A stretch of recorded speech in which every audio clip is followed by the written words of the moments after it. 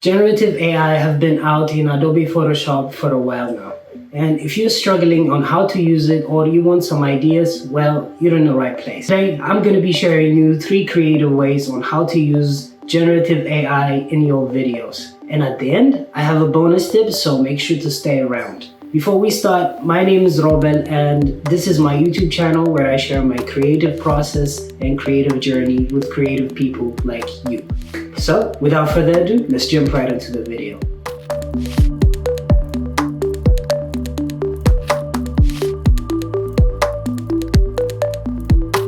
The first tip is changing background. If you look closely in the intro, everything you see behind me is generated in Adobe Photoshop. So, you can use this tip to change the background of your videos.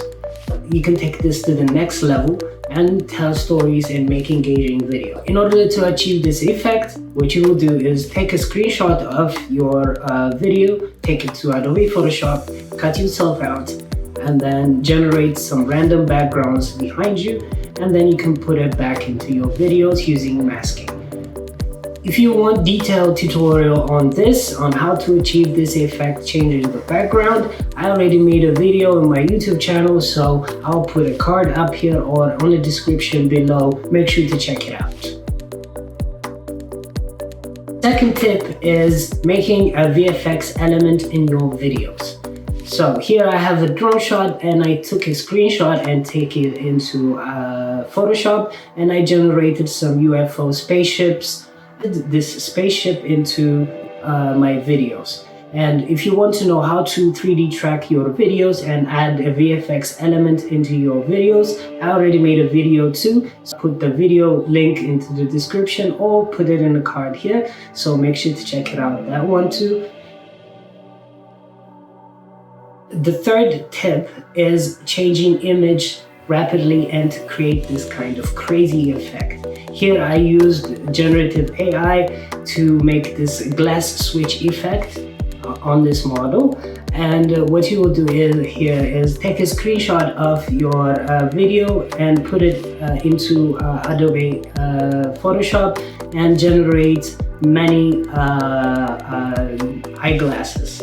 And after you do that, put the sequence of this whole image and put it back into Premiere Pro to make this crazy glass switch effect. You can use this on anything.